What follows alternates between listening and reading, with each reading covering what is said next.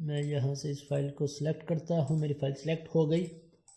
अब मैं let's say console में देखता हूँ मेरे पास क्या ऑब्जेक्ट आया है। ये मेरी फाइल आ गई, इसे मैंने एक्सपेंड किया तो मेरे पास ये सारी प्रॉपर्टीज़ आ गई। इस फाइल का नेम क्या था, download.png, वो मेरे पास यहाँ पे आ गया नेम प्रॉपर्टी में। इट मीन्स अगर मुझे इसका नेम चाहिए तो मैं फाइल डॉट नेम लिखूंगा तो मुझे इसका नेम आ जाएगा। अगर इसका साइज चाहिए तो साइज आ जाएगा, अगर टाइप चाहिए तो टाइप आ जाएगी image-png। तो इस तरह मैं आसानी से नेम भी गेट कर सकता हूँ, साइज और टाइप भी गेट कर सकता हूँ।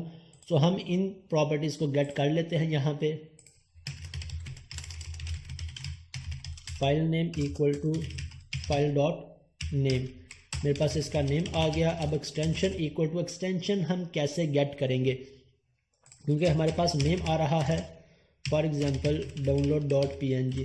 अब इस एक्सटेंशन में से या इस पूरे के पूरे नेम में से मेरे पास दो पार्ट्स हैं, एक मेरे पास नेम है और सेकंड इसकी एक्सटेंशन है। अब jQuery के अंदर हम इन दोनों पार्ट को अलग अलग कर सकते हैं। किस बेसिस पे, किसी भी एक करैक्टर की बेस पे। अगर मुझे इस करैक्टर की बेस पे अलग करना है मैं अलग कर सकता हूँ, मुझे इस करैक्टर की बेस पे अलग करना है मैं अलग कर सकता हूँ।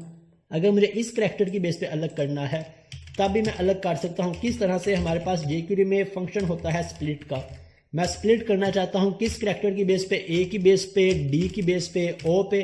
तो ये क्या करेगा कि ओ से लेफ्ट साइड वाले और राइट साइड वाले अलग अलग करके मुझे अरे में प्रोवाइड कर देगा।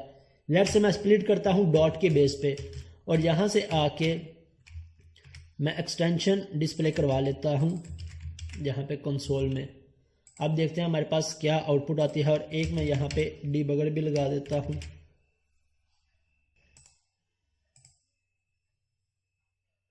ओके, मैं यहाँ से इमेज सेलेक्ट करता हूँ, चूज फाइल,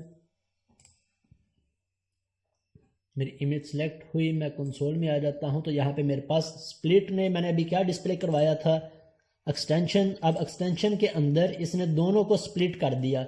मीन्स एक अरे के अंदर 0 इंडेक्स पे मेरे पास डाउनलोड है, फर्स्ट इंडेक्स पे मेरे पास 1 है। तो अब इन दोनों में से मुझे जोन सा भी इंडेक्स गेट करना है। अगर मैं यहाँ पे एक्सटेंशन डॉट 0 करता हूँ या इसी के आगे स्प्लिट करने के बाद 0 कर दूँ या 1 कर दूँ, 0 करूँगा तो मेरे पास फर्स्ट इंडेक्स आ जाएगा, 1 करूँगा मेरे पास लास्ट इंडेक्स आ जाएगा। तो यहाँ पे मेरे पास एक्सटेंशन आ जाएगी। इसके अलावा एक और वे हमारे पास होता है अरे के अंदर। हमें पता है कि हमारे पास लास्ट इन फर्स्ट आउट का एल्गोरिदम इंप्लीमेंट होता है जिसे हम लीफो का नाम देते हैं, कि जो इंडेक्स लास्ट में है वो सबसे पहले आउट होगा, सबसे पहले निकलेगा। अगर मैं यहाँ पे पॉप को यूज करता हूँ, अगर मैं यहाँ पे डॉट पॉप को यूज कर लेता हूँ तो अब जो लास्ट पे मेरे पास इंडेक्स था फर्स्ट वाला, मुझे उसकी वैल्यू रिटर्न करवा देगा। अब लेट्स से मैं यहाँ पे चेक कर लेता हूँ। डीबगर को भी मैं भी एक्सप्लेन करता हूँ हम डीबग कैसे कर सकते हैं अपने कोड को। अब मैं यहाँ से फाइल चेंज करता हूँ और मेरा डीबगर हिट हो गया है। जावास्क्रिप्ट के अंदर हमने जब अपने कोड को डीबग करना हो तो हमें यहाँ से डीबगर कीवर्ड को यूज़ करना पड़ता है, जबकि C# में कोई भी अब हमने डीबग करना हो तो हम ब्रेक पॉइंट को यूज़ करते हैं। जहाँ पे हम क्लिक करेंगे हमारा ब्रेक पॉइंट स्टार्ट हो जाएगा और इससे आगे की एग्जीक्यूशन हमने मैनुअल करनी है, F10 की प्रेस करके या फिर इस आइकन को प्रेस करके। इसी तरह जावास्क्रिप्ट के अंदर भी अगर हम line by line execution check करना चाहते हैं तो हम डीबगर कीवर्ड को यूज़ कर लेंगे और जैसे ही ये इस डीबगर पे मेरा कर्सर आएगा इससे आगे की सारी एग्जीक्यूशन मुझे मैनुअली करना पड़ेगी। अब मेरा ब्रेक पॉइंट हिट हो गया। मैं यहाँ से आके मेरे पास ये सारे कंट्रोल्स हैं जो हमारे पास VS के अंदर होते हैं। इन कंट्रोल्स को यूज़ करते हुए मैं अपने कोड को लाइन बाय लाइन डीबग कर सकता हूँ। यहाँ से मेरे पास एक्सटेंशन के अंदर अभी कुछ नहीं आया, मेरे पास फाइल, मेरे पास यहाँ पे कोड डिस्प्ले नहीं हो रहा। मे भी मेरे ब्राउज़र की मेमोरी फुल हो चुकी है, रिफ्रेश होने वाली है, लेकिन आपके पास यहाँ पे ये कंप्लीट सोर्स कोड डिस्प्ले हो रहा होगा। अब मेरे पास फाइल आ गई, मैं नेक्स्ट करता हूँ और नेक्स्ट अब मेरे पास एक्सटेंशन के अंदर भी PNG आ गई वैल्यू। मैं इसे कंटिन्यू कर देता हूँ। कंसोल के अंदर मेरे पास मेरी एक्सटेंशन आ गई। तो ये वे हो गया हमारे पास एक्सटेंशन को गेट करने का jQuery के अंदर। मैं यहाँ से इसे रिमूव कर देता हूँ। अब हमने क्या करना है कि हमने इस एक्सटेंशन को मैच करना है यहाँ पे कि क्या मेरी एक्सटेंशन वैलिड एक्सटेंशन है या नहीं। इट मीन्स हम यहाँ से एक्सटेंशंस की एक अरे क्रिएट कर लेते हैं जिसके साथ हम मैच करना चाहते हैं। मैंने यहाँ पे एक अरे क्रिएट की वैलिड इमेज एक्सटेंशंस, और जितनी भी एक्सटेंशंस हैं मैंने इसमें पास करवा दी। अगर कोई और टाइप की इमेज भी हम अलाउ करना चाहते हैं, फॉर एग्जांपल हम BMP भी अलाउ करना चाहते हैं, तो हम इसमें BMP भी रख लेंगे। जो सी भी इमेज हम अलाउ करना चाहते हैं हम इसमें ऐड करवा लेंगे। और इसके साथ मैंने एक वेरिएबल क्रिएट कर लिया बुलियन टाइप का, इज इमेज वैलिड। अगर इमेज वैलिड होगा तो हम इसे बाय डिफॉल्ट पास करवा रहे हैं ट्रू। जब हम चेक करेंगे अगर इमेज इनवैलिड है तब मेरा ये वेरिएबल मैं फॉल्स करवा दूंगा। अब कैसे चेक करना है, हमारे पास डिफरेंट वेज हैं चेक करने के। आसान से आसान वे भी है, मुश्किल से मुश्किल वे भी है। हम अपनी लॉजिक भी क्रिएट कर सकते हैं, हम इस पे लूप लगाएं, कोई भी प्रोसेस इंप्लीमेंट कर सकते हैं।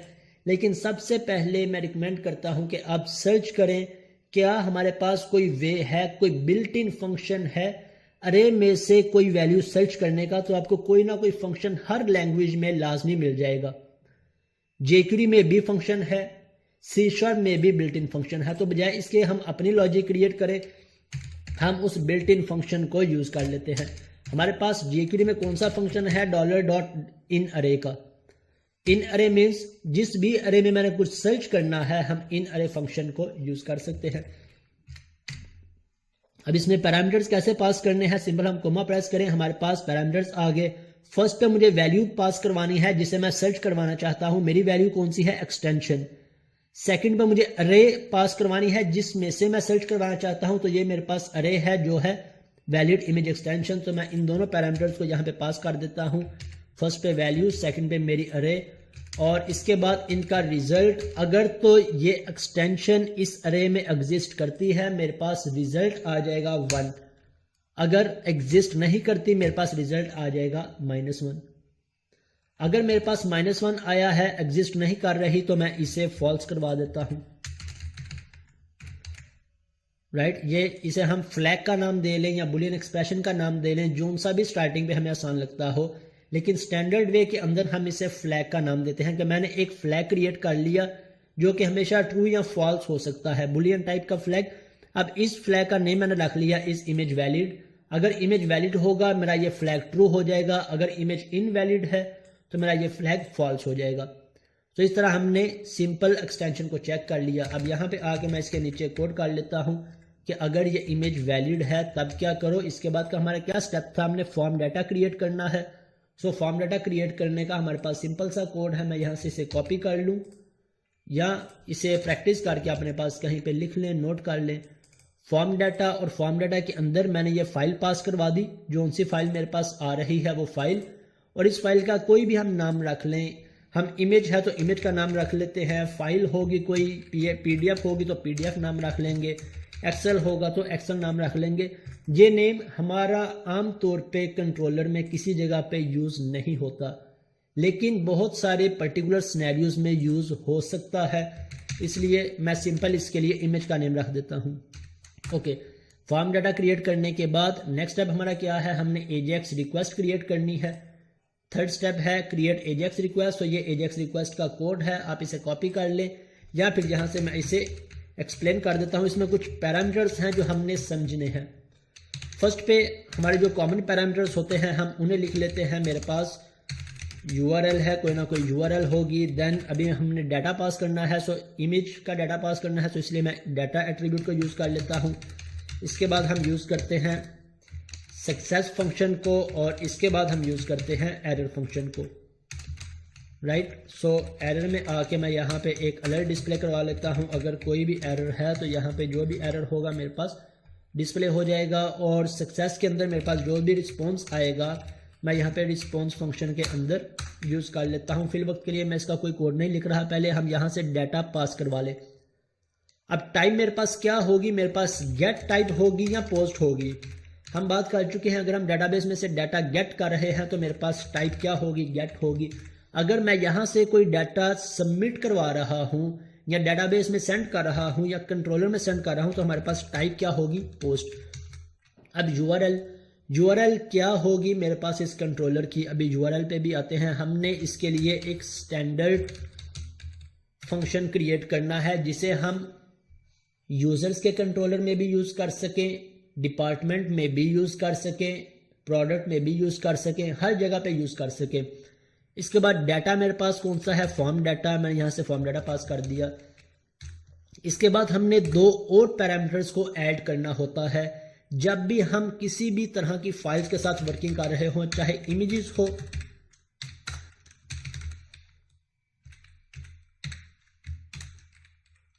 चाहे पीडीएफ्स हो, चाहे एक्सेल्स हो, कोई भी फाइल हो, हमने इन दो पैरामीटर को लाजमी पास करवाना होता है, प्रोसेस डाटा फॉल्स और इसके बाद कंटेंट टाइप फॉल्स। और इसके साथ साथ एक और एट्रीब्यूट हमने डिफाइन करना होता है अपने फॉर्म टैग के अंदर। अगर हम इस एट्रीब्यूट को डिफाइन नहीं करते तो कभी भी हमारा डाटा पास नहीं होता, हमारे इमेजेस फाइल्स का डाटा पास नहीं होता। कौन सा attribute, ENC type multipart dash form data, एक ये एट्रीब्यूट हमने ऐड करना है। इसके बाद अपनी एजेक्स रिक्वेस्ट में हमने इन दो पैरामीटर्स को लाजमी ऐड करवाना है। अब यहां से URL देख लेते हैं हम क्या URL क्रिएट करें। हमारे इमेजेस की फंक्शनैलिटी कॉमन होगी, हर एक कंट्रोलर में यूज हो रही होगी। सो बजाय इसके कि मैं यूजर्स में इसकी फंक्शनैलिटी क्रिएट करूं, देन मुझे कैटेगरी में अगेन इंप्लीमेंट करनी पड़ेगी, डिपार्टमेंट में अगेन करनी पड़ेगी। तो जितनी भी हमारी कॉमन फंक्शनैलिटी है हम उसके लिए एक कॉमन कंट्रोलर क्रिएट कर लेते हैं।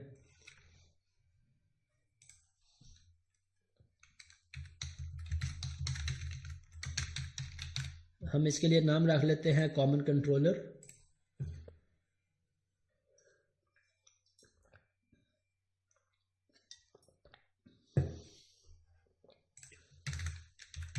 और इसके बाद हम यहाँ पे अपना एक्शन क्रिएट कर लेते हैं। वो एक्शन अपलोड फाइल का हो सकता है, अपलोड इमेज का हो सकता है, कोई भी हम उसका एक नाम रखना चाहें। हम एक स्टैंडर्ड नेम डिफाइन कर लेंगे जिसे हम हर जगह पे यूज़ करेंगे। अब अगर मैं इसका नेम अपलोड इमेज रखता हूँ तो मुझे फाइल्स के लिए भी इसी तरह का सेम एक्शन क्रिएट करना पड़ेगा, एक्सेल के लिए भी क्रिएट करना पड़ेगा। सो मैं एक स्टैंडर्ड नेम रखूं ताकि मैं इस सारी की सारी फंक्शनैलिटी को इमेजेस के लिए भी यूज़ कर सकूं, पीडीएफ्स के लिए भी यूज़ कर सकूं, और अगर एक्सेल पे भी सपोर्ट हो सके तो एक्सेल के लिए भी यूज़ कर सकूं।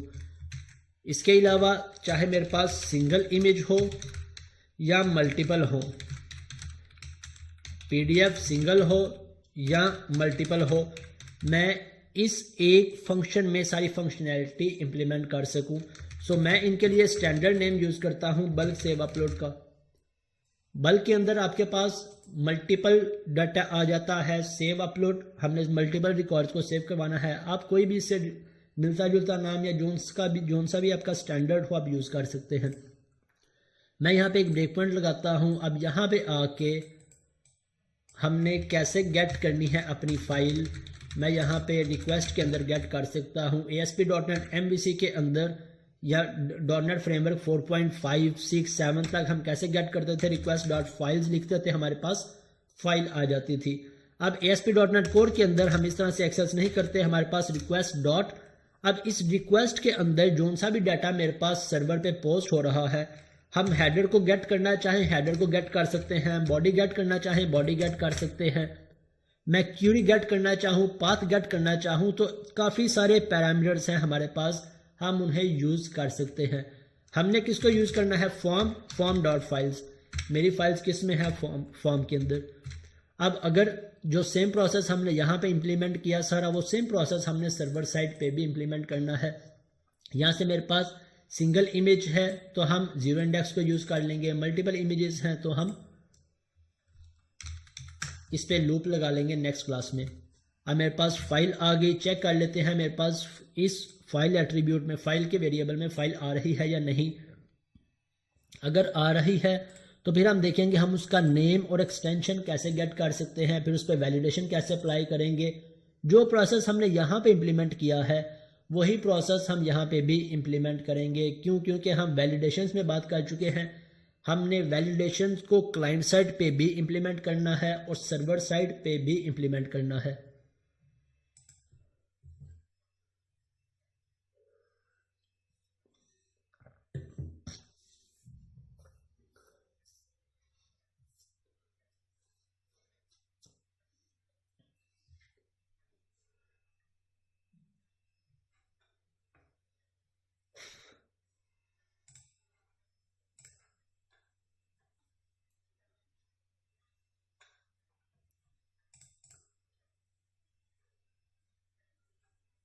अब यहाँ से मैं फाइल अपलोड करता हूँ। लेट्स से फाइल अपलोड हुई, मेरा ब्रेक पॉइंट हिट हुआ। यहाँ से कौन सा ब्रेक पॉइंट हिट हो गया है? क्रिएट और एडिट का, इसे तो हमने हिट नहीं करवाया था। ओके, यहाँ से एक मिस्टेक होगी, मैंने यहाँ पे कंट्रोलर डिफाइन नहीं किया। अब यहाँ पे फर्स्ट पे मेरा कंट्रोलर कौन सा है? Common controller. और कंट्रोलर के अंदर मेरा एक्शन कौन सा है? Bulk save upload. सो यहाँ से आके मैं इसे ऐड कर लेता हूँ। अब लेट्स से चेक करते हैं।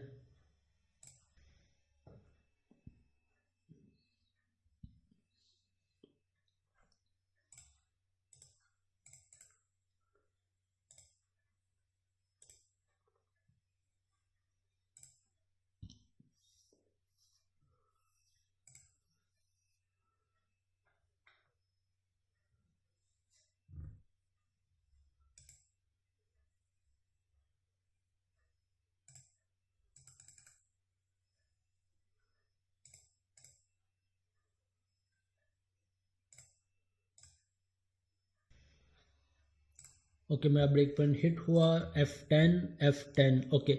इस फाइल के अंदर अब इसे एक्सपेंड करके देख लेते हैं हमारे पास किस तरह से प्रॉपर्टीज़ आ रही हैं। मेरे पास ये सारी प्रॉपर्टीज़ आ रही है।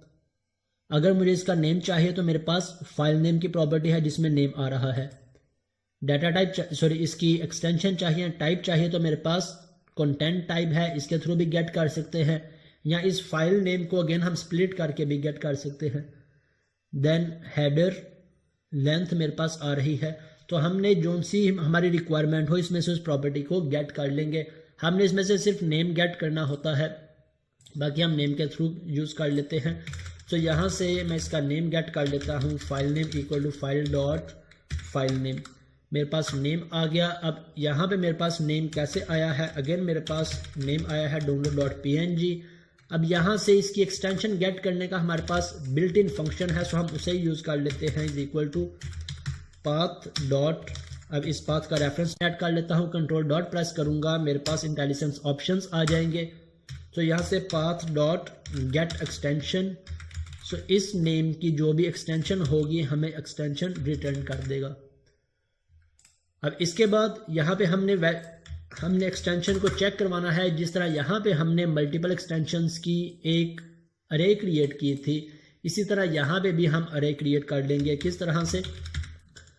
अरे ऑफ स्ट्रिंग्स। यहाँ पे मेरे पास किसकी अरे है? स्ट्रिंग्स की अरे है। सो हम यहाँ पे चाहे वेर को यूज़ कर लें, वेर कीवर्ड को, यहाँ पर हम अरे ऑफ स्ट्रिंग्स क्रिएट कर लें, valid image extensions equal to.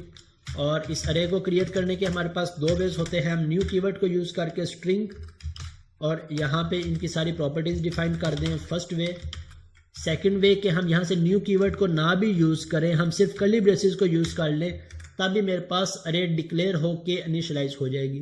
तो जौन सा वे आपको आसान लगता हो हम दोनों वेज को यूज़ कर लेते हैं।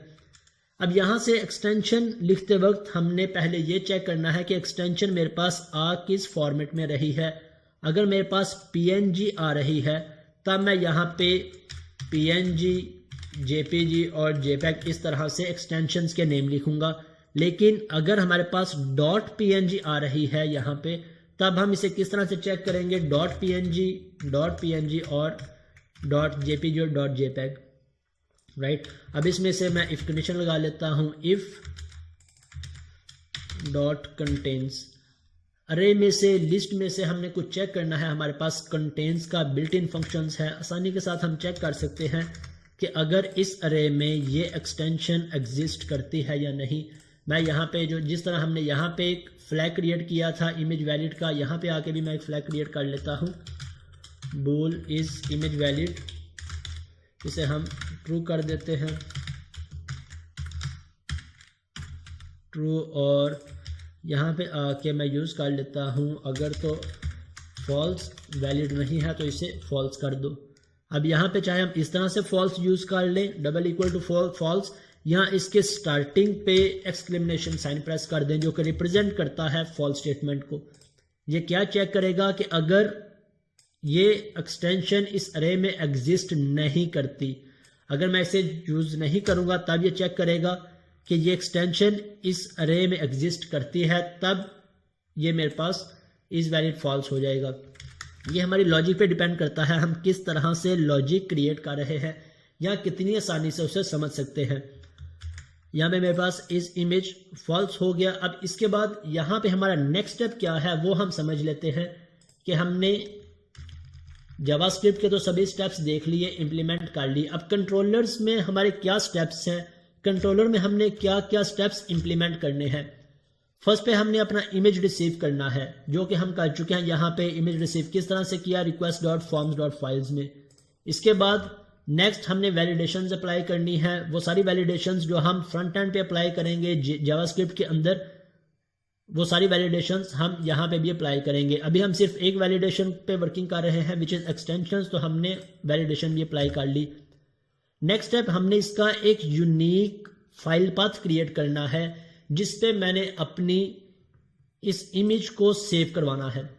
वो यूनिक फाइल पाथ कैसे क्रिएट होता है, किस तरह से हम क्रिएट कर सकते हैं, ये हमने समझना है, जो कि बहुत इंपॉर्टेंट पार्ट है इस फंक्शनैलिटी का। अब फाइल पाथ के अंदर हमारे पास हमारी इमेज किस तरह से सेव होगी, हमारा पाथ किस तरह से होता है, सबसे पहले मैं वो लिख देता हूं। हम इमेज सेव करवा रहे हैं सर्वर्स में। सर्वर में मीन्स अपनी सी ड्राइव में या ई ड्राइव में। हम फोल्डर में, अपने प्रोजेक्ट फोल्डर में अपनी फाइल्स को सेव क्यों नहीं करवा रहे, या हम क्यों नहीं करवा सकते। हमारे पास जितनी भी एप्लीकेशन, रियल टाइम एप्लीकेशंस होती हैं, उनमें कभी भी एक डेवलपर वर्क नहीं कर रहा होता।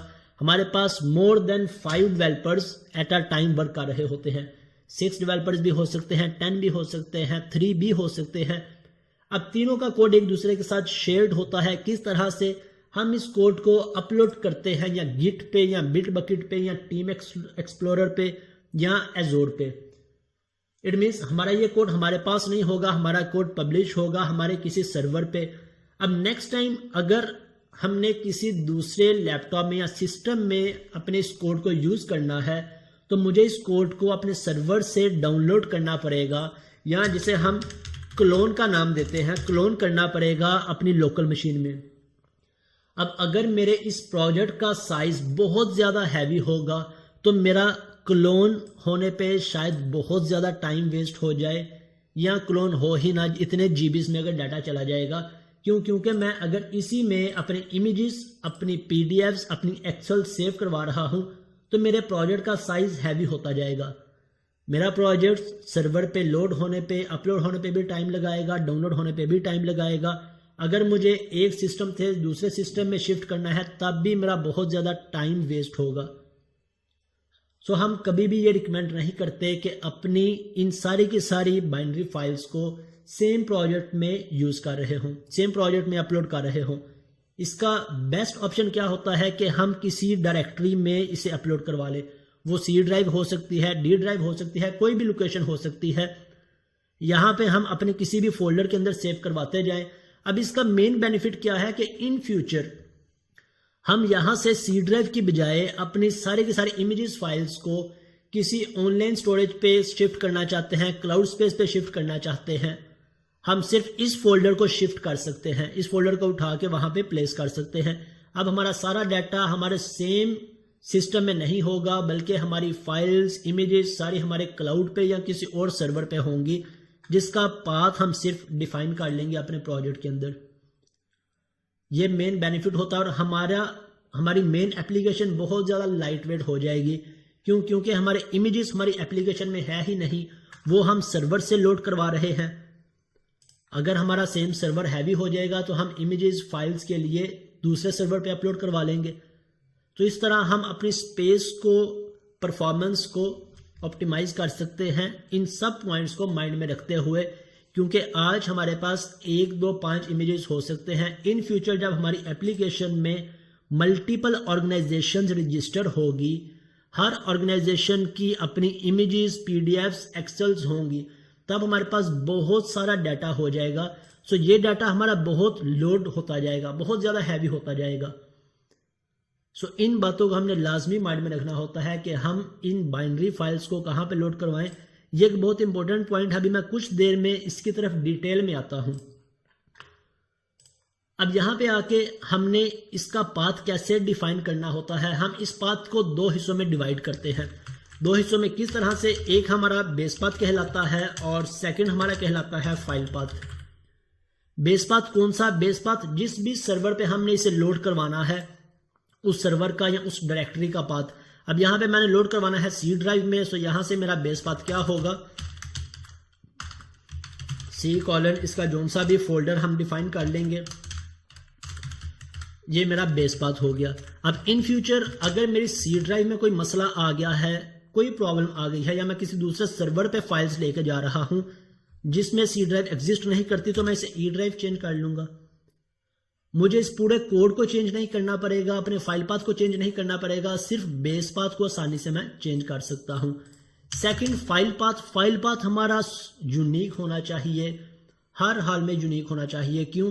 क्योंकि एक ऑर्गेनाइजेशन में 50 फाइल्स अपलोड की हैं, तो हमने हर एक फाइल को डिस्प्ले भी तो करवाना है। अगर फाइल पाथ यूनिक नहीं होगा हम उसे डिस्प्ले नहीं करवा सकेंगे, हमारे लिए इंटेग्रिटी एरर आ जाएगा, प्रॉब्लम हो जाएगी। अब यूनिक कैसे बनाएंगे हमें, होप सो आपको इस पाथ से रिलेटेड समझ लग गई होगी। अब बेस पाथ को भी हम डिस्कस कर लेते हैं, फाइल पाथ को भी डिस्कस कर लेते हैं। पहले मैं जा रहा हूं फाइल पाथ क्रिएट करने। फाइल पाथ हम कैसे क्रिएट करते हैं या क्या हायरार्की को फॉलो करते हैं। फाइल पाथ क्रिएट करते वक्त हमने अपनी ऑर्गेनाइजेशन की पूरी हायरार्की को समझना होता है।